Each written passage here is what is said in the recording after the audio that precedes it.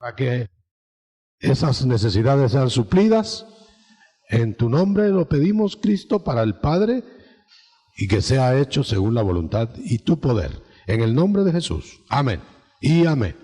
Vamos a leer en Hebreos 1, verso 1. Vamos a ver cómo la palabra se reparte entre las tres personalidades de la Trinidad, se reparte para llegar a realizar la redención del hombre. Voy a leer del verso 1 al 3, hasta el 3. En diversas ocasiones y bajo diversas formas, Dios, el Padre, habló a nuestros antepasados por medio de los profetas, hasta que en estos días, que son los últimos, nos ha hablado por medio de su Hijo. Oiga la voz del Hijo. Este es el que Dios constituyó heredero de todo, ya que por él dispuso las edades del mundo. Este es el resplandor de la gloria de Dios, y él expresó Dios lo que es en sí mismo. Él es el que mantiene el universo por su palabra poderosa. Él es el que purificó al penitente mundo de sus pecados y después se fue a sentar a la derecha del trono de Dios en los cielos. Amén. Pueden sentarse, mis hermanos. Yo quiero que veamos a través de esta palabra que leí las fases de la salvación para el hombre. Cómo Dios, el Padre, primero actuó a través de profetas. No envió al Hijo de una vez. Sin embargo, yo creo que el Hijo, como verbo, había salido a sus mundos.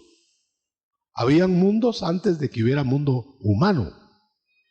Por ejemplo, el mundo angélico de Luzbel fue antes que hubiera mundo para el hombre. Y cuando el Señor está aquí en la tierra, dice, yo voy a ir otra vez, voy a salir otra vez del mundo. Fíjese, y voy a ir a ti, Padre. Pero ¿cuándo sería la otra vez que había venido al mundo? Otra vez. Entonces eso implica que el verbo, como verbo eterno, e hijo también, pero en espíritu, como verbo, no con cuerpo humano, había salido. ¿A qué? Pues seguramente había disturbios en el cosmos. Entonces había estado saliendo, pero ahora estaba allá con el Padre. Pues es decir que ahora el verbo va a tomar otra forma, la forma humana, para ir a la tierra. Había estado saliendo en otras formas. Por eso el Padre, cuando da la palabra, su palabra, en diversas ocasiones lo hizo por profetas, lo hizo escribiendo los profetas, de parte de Dios. Así leemos a Jeremías, leemos a Isaías, etcétera, Ezequiel, Daniel. Ellos escribían de parte de Dios. Pero no solamente escribían, también había profetas que no escribían, pero hablaban de parte de Dios. Amén. Por eso dice, en muchas ocasiones y de diversas formas, Dios habló por profetas, por ángeles, por teofanías, por visitas divinas, todo eso. Todo eso lo vemos en el Antiguo Testamento. Pero no había una concretización de lo que Dios era. Porque esa personalidad que viajaba y que visitaba y que hacía todas estas predicciones proféticas, no tenía una forma visible. Nadie lo había visto, pues. Entonces, los que hablaban de parte de Dios, tal vez ellos lo habían percibido de alguna forma, pero no visible para el mundo, pues. Ahora, cuando esta época terminó, vienen los últimos días para el mundo. Claro, los últimos días, no días de 24 horas, arrancaron con la visita del Hijo encarnado. Entonces ahora ya no vieron a un profeta, nada más, los hombres. Ahora no vieron ángeles. Ahora no vieron escrituras inspiradas, nada más. Ahora vieron a un hombre. Ahora resulta que ese hombre en estos últimos tiempos es el Hijo. Por supuesto, en esas salidas de las que estoy hablando, salidas a sus creaciones, era el Hijo siempre, pero no en cuerpo humano. Ahora, ¿puede usted imaginar cómo iría a esos mundos?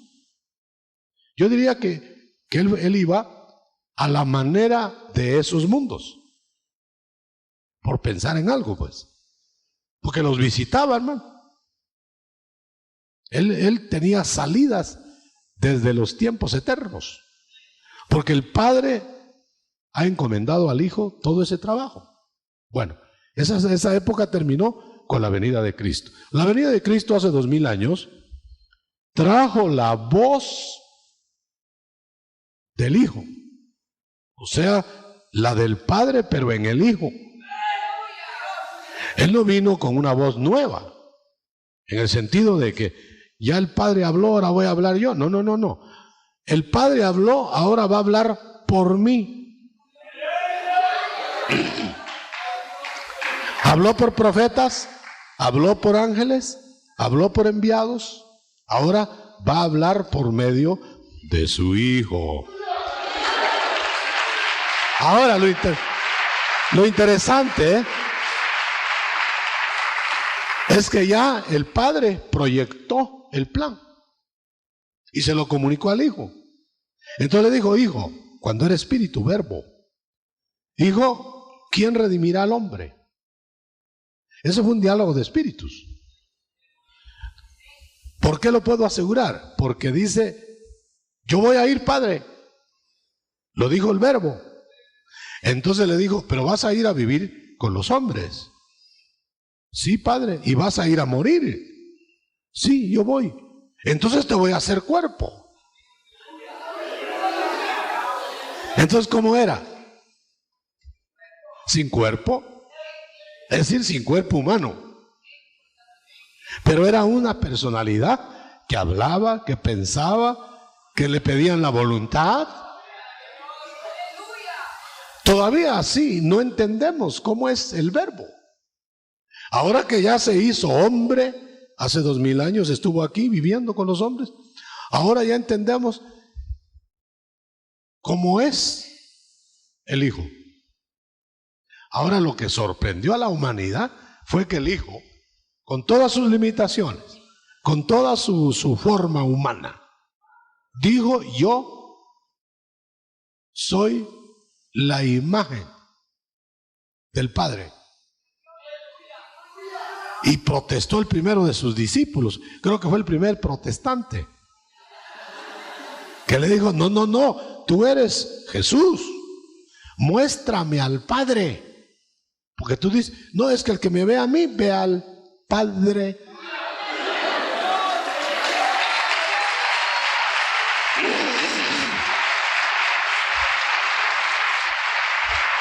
Entonces, los profetas, aunque representaron a Dios con su voz, no tenían la imagen divina. Los ángeles tampoco. Quiere decir que ahora está la imagen divina en cuerpo humano. O sea que la primera persona de la Trinidad, o el Padre, ahora dejó el lugar al Hijo. Y al Hijo lo hizo que viniera a vivir en medio de los hombres. Diríamos casi 40 años. Estuvo viviendo aquí. Estuvo desayunando con los hombres, cenando con los hombres. Fíjese usted cómo, descansando con los hombres, sufriendo con los hombres y hasta renunciando a sus atributos para poder morir. O sea que ahora tenemos el mensaje del Hijo. Ahora el Hijo va a dar órdenes. Por supuesto que no son órdenes que contradicen al Padre, porque es el enviado del Padre a explicar lo que el Padre dijo, pero que la gente por estar cegada, por estar a saber en qué condiciones, no captaba ni entendía. Ahora viene el Hijo y dice, ahora les voy a explicar la voz del Padre, porque yo lo conozco, yo estuve en Él, soy Él mismo. Amén.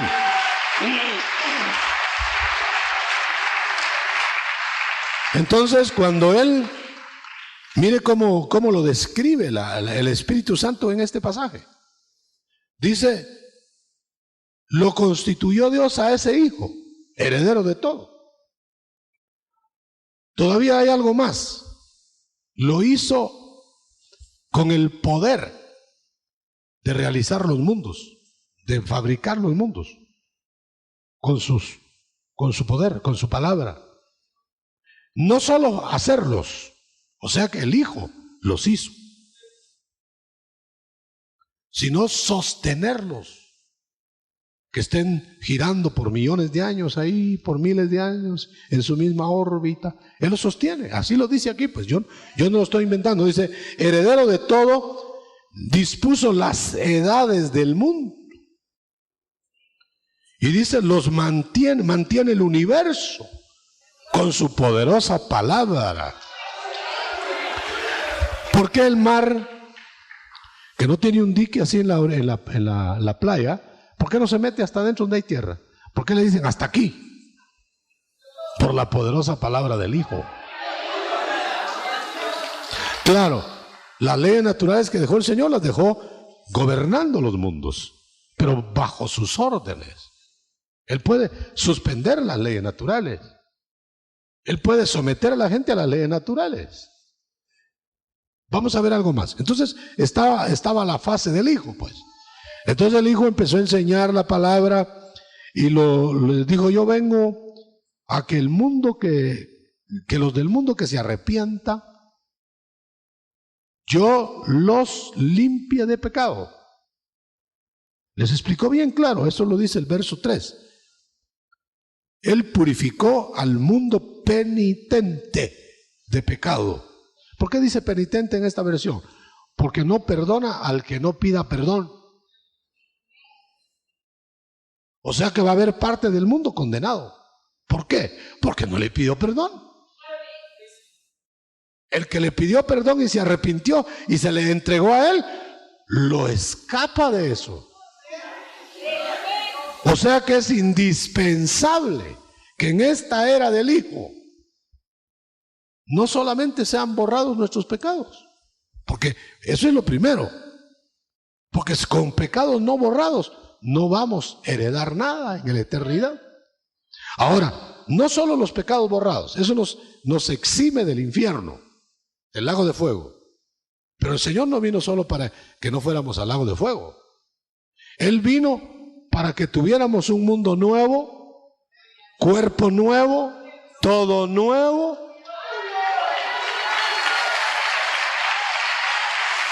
Hermano, Él no vino para que te borre los pecados y sigas prolongando sin fin esta vida que tienes. Suponte que te escapara del infierno, pero siguiendo esta vida que llevas.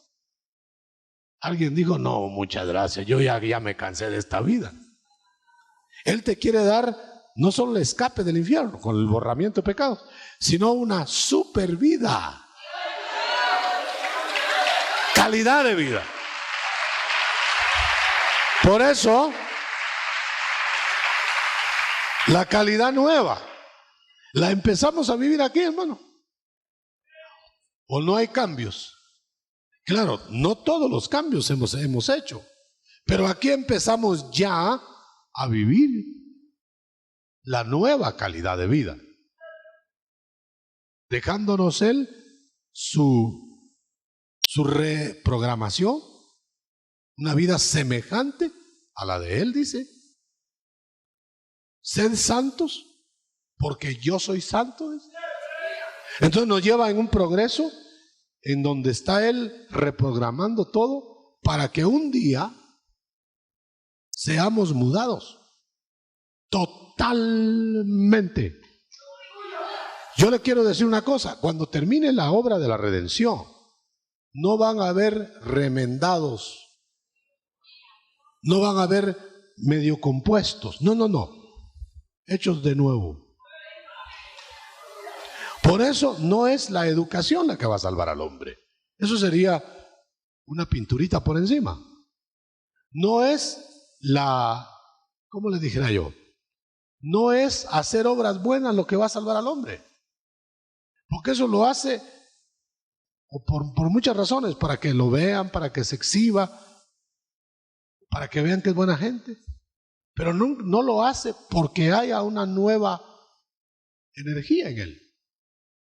Eso solo sucede cuando vaya a participar la otra persona que tiene que hacer el resto. Vamos a ver, ¿qué hizo el Padre? Proyectó y reveló el plan por los profetas, por los ángeles que ya dijimos. ¿Qué hizo el Hijo?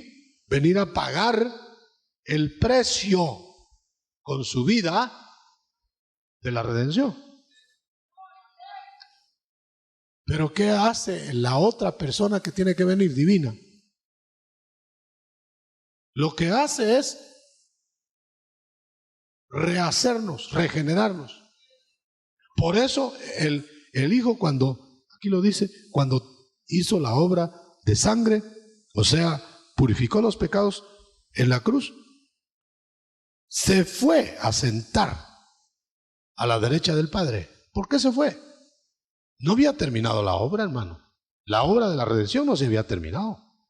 La obra de Él se había terminado. Por eso dijo en la cruz: consumado es. O sea, la obra de Él fue, en la etapa del Hijo, fue pagar con sangre. Y cuando Él iba a dar su sangre, dice: consumado es. Y dio su sangre. Y entonces se fue, después de presentarse vivo, se fue a la diestra del Padre. Quiere decir que Él terminó la etapa del Hijo. Bueno, ahora les dijo antes de irse a los discípulos: ahora viene otra etapa. Yo me voy y viene el otro. ¿Otro? Ya había el Padre visitado enseñando. Ahora ya había venido el Hijo pagando. Ahora dice: viene otro. Porque por eso es que en el bautismo de agua, óigalo bien, en el bautismo de agua usted acepta 3 señores dentro de un solo Dios. Usted acepta el señorío del Padre. El que hace la voluntad de mi Padre entrará en el reino, la voluntad del Padre. Pero luego acepta el señorío de Cristo. Cuando dijo el Señor: ¿por qué me llaman Señor y no hacen lo que yo les digo? Ese es el señorío del Hijo. Pero aceptamos otro, el señorío del Espíritu. Cuando nos bautizan en el nombre del Padre, el señorío del Padre. Cuando nos bautizan en el nombre del Hijo, el señorío del Hijo. Y cuando nos bautizan en el nombre del Espíritu Santo, el señorío del Espíritu Santo. Ahora, quedémonos con esta etapa. Miremosla. Miremosla bien. Quiero que la vea conmigo. Entonces, el Espíritu Santo viene. Él no viene visible. Es una energía. Es un poder. Al mismo tiempo que es una persona. Pero no es otro Dios. Es el mismo Dios, en otra forma manifestado. Ahora diría alguien, ¿y cómo hicieron para saber que estaba el Espíritu Santo? Por las evidencias que da. Por ejemplo, cuando vino Cristo, las señales marcaron: nacerá en Belén, será de la descendencia de David. Los que entendieron la profecía lo identificaron. Él es, porque nació en Belén, porque es de la descendencia de David, porque es el que hace los milagros que dice la Escritura, porque es. Muy bien, lo identificaron. Cuando vino el Espíritu Santo, ¿cómo hicieron? Bajó el Espíritu Santo en Pentecostés. Fíjese bien, para ocupar un lugar específico en la redención del hombre. ¿Cuál lugar? Adentro del hombre. Ahora, el Hijo se quedó en espíritu adentro del hombre redimido. ¿O no? ¿Tiene usted el Espíritu de Cristo? A ver, ¿tiene usted el Espíritu de Cristo? Bueno, entonces estamos de acuerdo. Pero le dejaron otro. ¿Tiene usted el Espíritu Santo? ¿Sí? Bueno, ya ve que tiene al que le pagó los pecados. Tiene al que lo está regenerando. Entonces la etapa de hoy, para el que ya creyó, no es la etapa salvadora.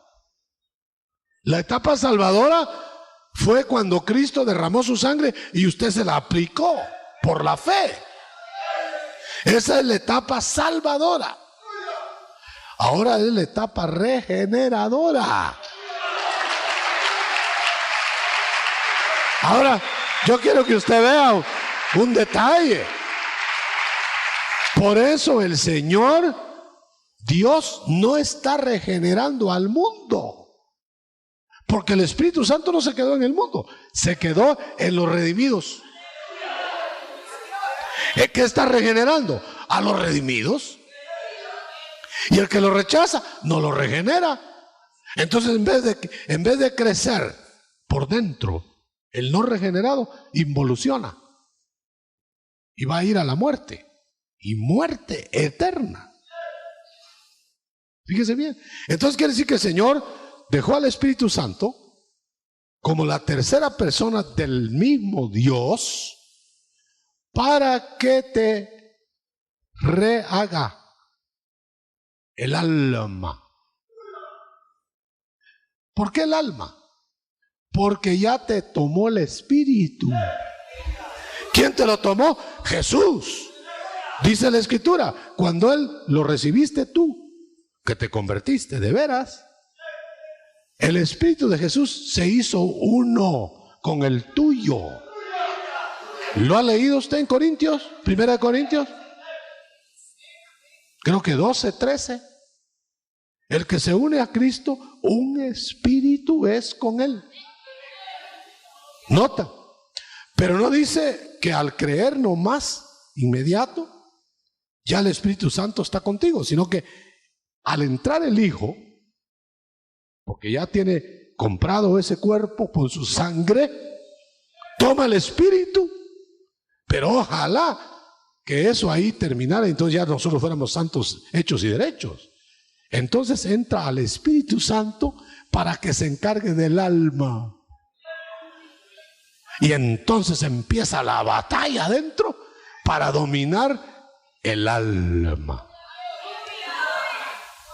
Bueno, vamos a decirlo de alguna manera. La carne del hombre, o sea, la naturaleza animal del hombre, así lo dice en la Biblia antigua, el hombre animal, o sea, manejado por el alma, fíjese, no por el espíritu. Ese hombre animal, o sea, es una naturaleza baja.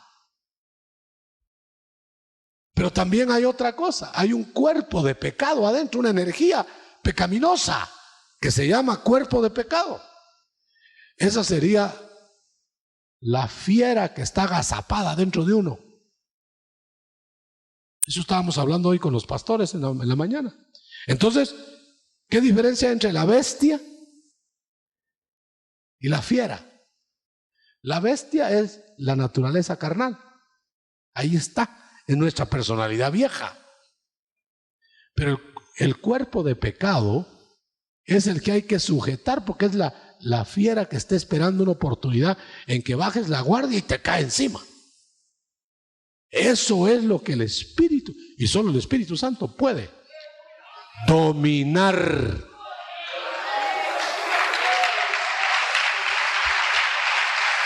Ahora bien, ¿por qué el inconverso no puede dominar ni la bestia que hay, ni la fiera? Porque la quiere dominar con su fuerza de voluntad, con su espíritu, con su deseo, como dijeron, con su educación. Y no se puede, hermano. Porque si el hombre, educándose él, corrigiéndose él, pudiera agradar a Dios, ¿para qué iba a venir Cristo a morir en la cruz? ¿Y para qué se iba a quedar el Espíritu Santo? ¿Qué operación tendría el Espíritu Santo si tú te puedes salvar a ti mismo? Precisamente el Espíritu Santo quedó para que eso sea posible. La salvación entera, integral, alma, cuerpo y espíritu. Ahora, fíjate en una cosa muy interesante. Cuando el hombre no se ha convertido a Dios, al Señor Jesucristo, lo domina el alma.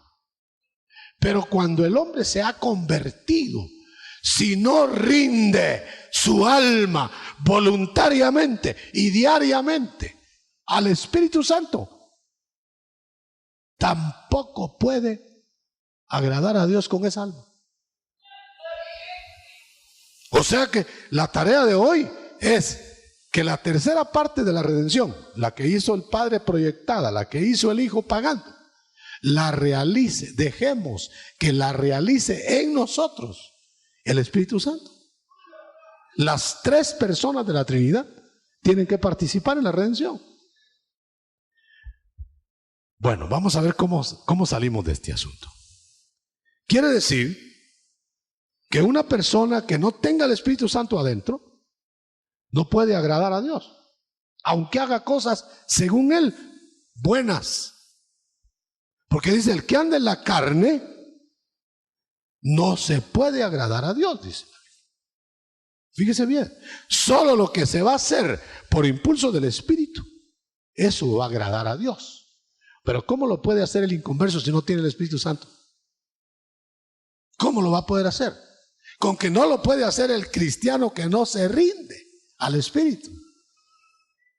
O sea que van a haber cristianos que más parecen impíos que cristianos, siendo cristiano. Le voy a poner un ejemplo. Pedro, el clásico Pedro, creyó en el Señor. ¿Quién soy yo? ¿Qué dice el mundo perdido que soy yo? Dicen que eres cualquiera. Pero ustedes, ¿quién dicen que soy? Él quería identificarlos como que le habían entendido quién era. Pedro dijo, tú eres el Mesías, el Hijo del Dios vivo. Entonces el Señor le dijo, sí, eso ya te lo reveló mi Padre. O sea, ya está revelado en Pedro que es el Hijo el que salva y que Él ya es del Hijo.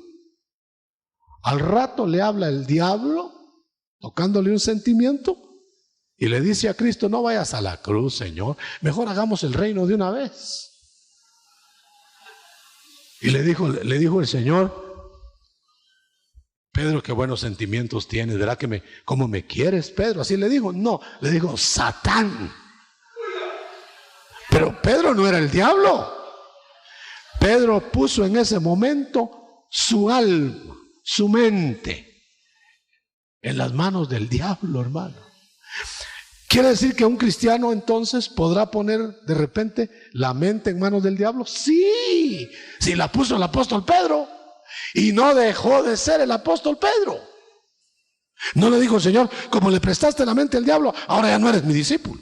No, siguió de discípulo, hermano, hasta lo fue a buscar resucitado. Y le dijo: Pedro, yo te perdono. Sigue conmigo, porque yo sé cómo. ¿Ah? ¿O no? Ahora, yo quiero que vea qué fue lo que le pasó a Pedro ahí. ¿Sabe qué fue lo que le pasó? Que Pedro no tenía el Espíritu Santo adentro. Él confió en sus fuerzas. Confió en que él creía y había oído las instrucciones de Cristo. Eso quiere decir, hermano, que nadie va a agradar a Dios solo por saber lo que Dios quiere. Tiene que replegarse al poder espiritual. Le voy a decir una cosa. Mire, ustedes saben que la ley del Sinaí se escribió en tablas de piedra, pero no las pudieron cumplir. Pero antes que hubiera piedra del Sinaí con la voluntad de Dios escrita, hubo voluntad de Dios escrita en la conciencia y tampoco la cumplieron. Demandas, la demanda de la letra y la demanda del Espíritu, hermano. Entonces, pero el Espíritu nos dice: solo déjate y yo voy a hacer que agrades a Dios. Yo te voy a guiar, yo te voy a desarrollar, yo te voy a hacer crecer. Eso es. Si no hace la parte que le toca hacer al Espíritu en ti, no vas a llegar a tener la salvación integral. Porque no te pueden salvar solo el Espíritu y el alma. Y no te salvan el cuerpo. No te pueden salvar solo el cuerpo y el Espíritu y te dejan el alma. Tiene que integrarte. Entonces, el proceso es que dejemos que el Espíritu Santo nos regenere. En la medida que tú reprogrames en el Espíritu tu alma, en esa medida va a estar sojuzgada la fiera y la bestia. ¿Acaso no sabes tú que de repente se te sale el apellido a ti y a mí? ¿O no? ¿O eres una blanca paloma? ¿Ah? ¿Verdad que no? ¿Pero eres hijo de Dios? ¿Eres de Cristo? ¿Y por qué haces eso? O dígame usted, ¿por qué hace usted eso? Porque no nos dejamos dominar del Espíritu Santo. La única fuerza que hace real a Jesucristo en esta vida, porque luego va a venir la otra etapa, hermano. Fíjese que yo estoy hablando la etapa del Padre proyectando, del Hijo pagando y del Espíritu Santo regenerando.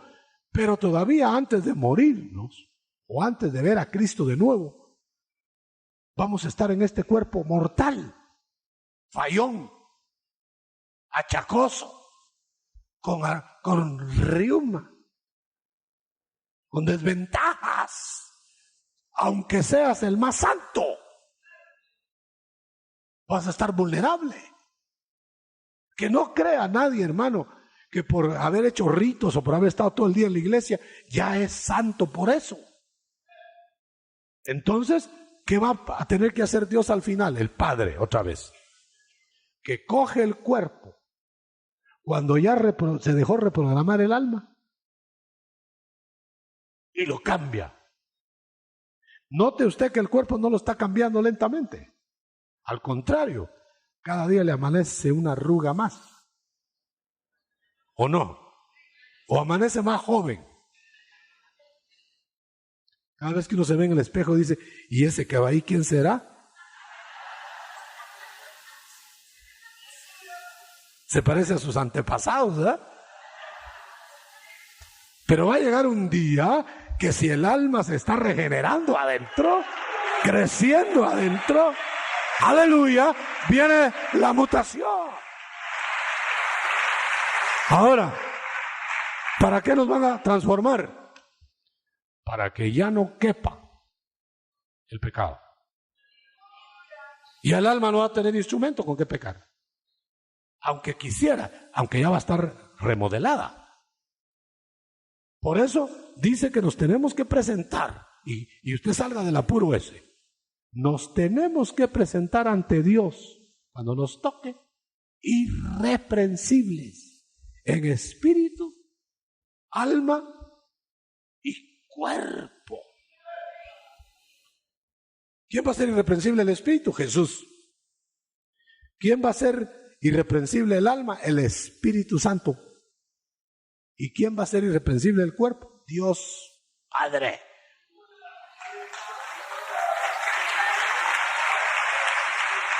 Bueno, usted vio que todo lo hizo la divinidad, ¿no? ¿Y qué le tocó hacer a usted? ¿Qué le tocó hacer a usted, hermano? Conteste lo que le dijo un niño en la escuela dominical a una maestra. El niño estaba oyendo cosas semejantes, solo que a nivel de niño. Y le dijo, ¿qué has hecho tú por Cristo? Le dijeron al niñito, ha de haber sido Pepito, ¿verdad? ¿Y sabe qué dijo Pepito? Lo que he hecho yo, maestro, es oponerme, dijo. Eso dijo el niño, que son sinceros los niños. Uno de grande dice, cooperar. Ah, ¿cómo no? Uno le estropea la imagen al Señor que se la está haciendo a uno. A la primera de cambio, allá va uno para abajo. Menos mal que tenemos un Padre amoroso que nos abre los brazos.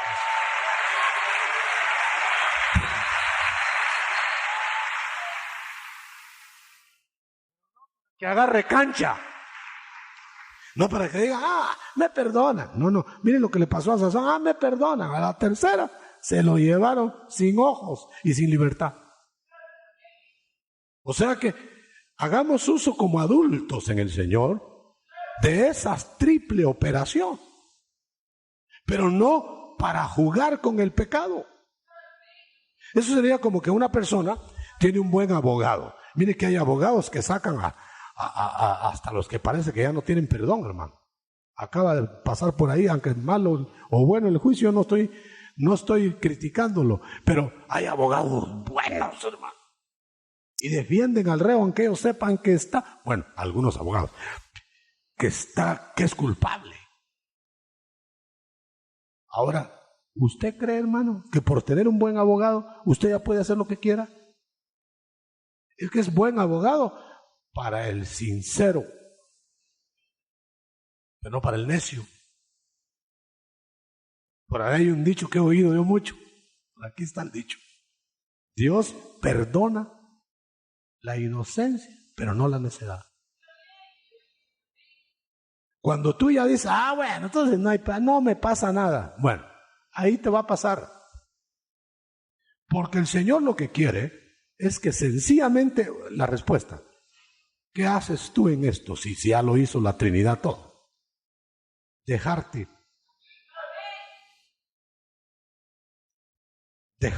ponerte en brazos del Señor. Miremoslo en Pedro otra vez, Pedrito. Señor, yo quiero vivir como tú vives. Yo quiero andar como tú andas. Haz que yo ande como tú, si eres tú. Aquella madrugada, ¿verdad? Bájate, ven, camina como yo. Y se baja Pedro, que como era de intrépido, hermano. Y yo lo hubiera pensado cuántas veces. Él se bajó, dijo, de esta o me ahogo o salgo adelante. Y se bajó. Pero lo que le quiero yo marcar es lo siguiente. Falló. No le falló Cristo, porque le dijo, ven. Y caminó sobre el mar, mirando a Jesús. Mire qué poder, hermano. Le solidificó el agua y no se hundía. Pero en eso tuvo miedo. Le dio lugar a desconfiar de Cristo. Entonces yo dejó que se hundiera. Aquí viene el punto. ¿Qué hizo Pedro para alcanzar misericordia en el Cristo al cual había seguido? ¿Nadar? Si hubiera ahogado, hermano. Clamar, pero no solo clamar. Clamó, pero cuando vio la mano, la manaza del Señor, se cogió.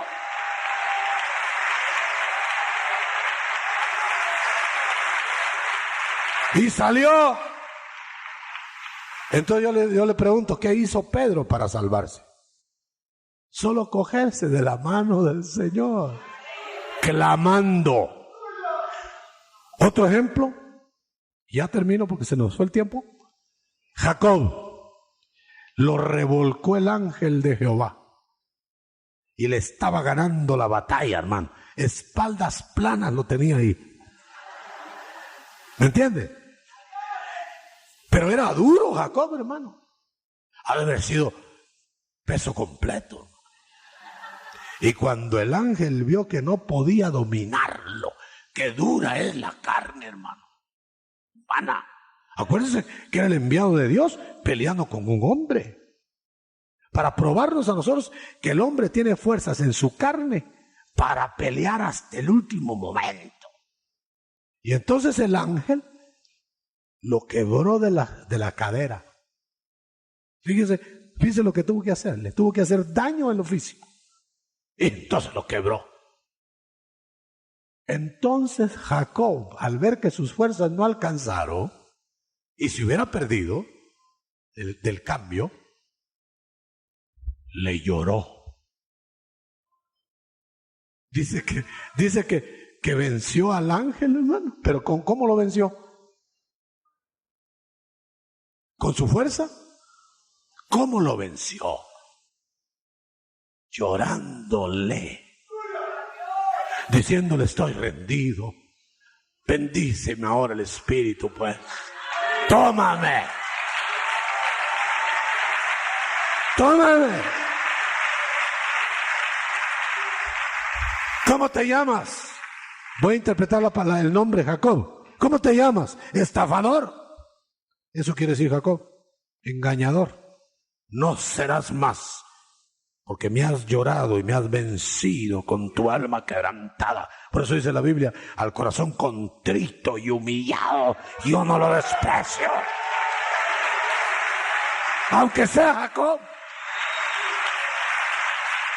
aunque sea el Jacob duro, que le huyó a Dios 20 años.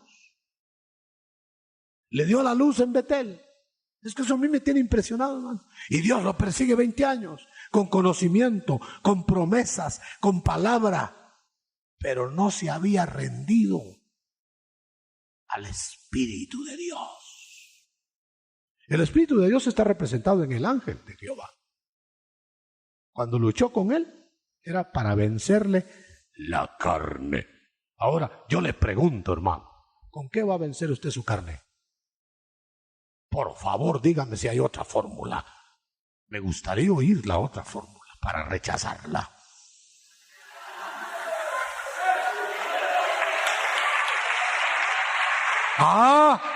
Es que usted no me conoce.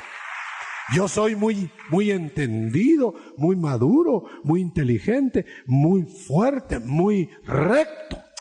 Eso no le sirve ni para empezar, hermano. Jacob era mejor que usted y yo, juntos, con todas las promesas. Dios le había dicho, yo te prefería a ti que a tu hermano Esaú. Y sin embargo le ando huyendo, hermano.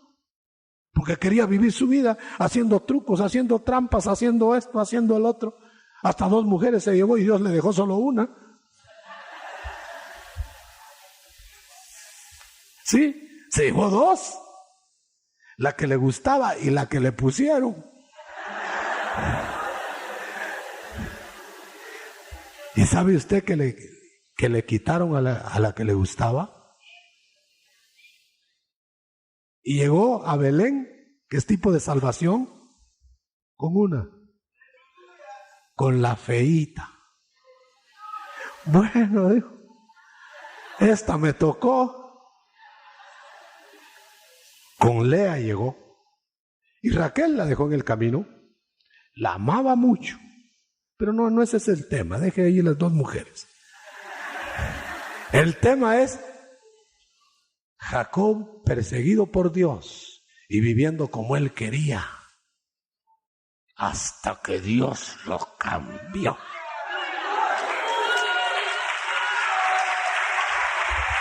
La parte más interesante de este plan. Bueno, es importante las otras 2 partes porque el proyecto se realizó porque Dios lo planeó. El precio se pagó porque Cristo derramó su sangre, así que no podemos omitir eso. Son etapas. Pero oígame, y si no cambiamos en el espíritu, ¿de qué sirvió todo lo demás? ¿No podríamos resucitar con un cuerpo glorioso? Porque no le va a poner el Señor un cuerpo glorioso a un alma no reprogramada. Porque entonces entraría al reino eterno desprogramado, hermano. Y como me dijo una persona que no sabía este pasaje, pero lo interpretó muy bien, me dijo: yo no quiero ir al cielo usted porque fíjese que mis gustos allá no me van a dar gusto de lo que a mí me gusta el chupe, a mí me gusta, y allá no hay, me dijo. Entonces yo no quiero ir al cielo porque me aburriría. Usted dice que va a estar uno cantando con un arpa colgado en una nube. Mire qué concepto. Entonces me dijo: mire usted, y lo hace en broma, hermano. Ojalá que no sea la carcajada de los yernos de Lot. Pero fíjese que lo hace en broma y dice: no, yo me voy allá al otro lado usted porque allá están mis cuates. En el otro. Allá están los que, allá están. Ahí me voy a sentir muy, ahí sí no me voy a aburrir, dice. Fíjese la broma. Entonces quiere decir que este hombre interpretó que allá no se puede vivir a la manera de acá. Por lo menos interpretó bien en ese pedazo. Ahora, termino. O nos dejamos reprogramar aquí, o no vamos a tener una super vida allá. Tal vez salvos, pero salvos pueden ser en rangos bajos. Déjenme que lo diga en esta forma. Allá vamos a tener el rango que hagamos aquí. Se lo voy a poner en 2 palabras porque ya el reloj ya me está diciendo. ¿Cuánto hiciste acá? Sobre 2 ciudades, 2 allá. Fíjese. ¿Cuánto hiciste aquí? 10 allá. Entonces, ¿qué hacemos? El valor de allá. Si estamos en esa proporción, ¿cuánto está haciendo usted? ¿Cuánto estaré haciendo yo? No se fije qué está haciendo el otro. ¿Qué está haciendo usted como salvo? Ahora vamos a terminar. En lo poco fuiste fiel, será la palabra final. Lo poco es lo de aquí. Te voy a aumentar lo mucho. Bueno, pero si no fuiste fiel en lo poco, no te van a aumentar en lo mucho, hermano. Vas a perder categoría. Ahora, yo no sé cómo va a ser eso allá, los de la categoría acá y los de la categoría acá. Por supuesto no va a haber el egoísmo de aquí en la tierra, pero van a haber categorías. Toda la Biblia lo refuerza. Levanta tus manos al cielo. Ves que la última etapa es tu alma. La penúltima, porque la última es que te van a cambiar el cuerpo, el estuche. Pero mientras te están reciclando el alma, ¿cómo va tu proceso? ¿Podrías decir, hermano, que te estás dejando? ¿Que el Espíritu Santo está actuando en ti? Como le dijeron a Pedro, antes, cuando eras joven, inmaduro, hacías lo que querías. Cuando seas maduro por el Espíritu, harás hasta lo que no deseas, porque será otro el que te dominará. El Espíritu. Con tus manos en alto. ¿Quieres pedirle al Señor que el Espíritu Santo tome posesión de ti en la medida, por supuesto, que tú te des a Él? Él no lo va a hacer invadiéndote. Él no lo va a hacer tomándote, sino diciéndote: ¿quieres que avance? Avanza. ¿Quieres que avance más? Avanza hasta que te ocupe todo. Y en esa super vida de acá vas anticipar tu supervida de allá. En tu vida miserable de acá, solo vas a anticipar una vida menguada en la eternidad. Si supieras quién te pide, tú le pedirías a Él que lo haga. Ministramos un par de minutos.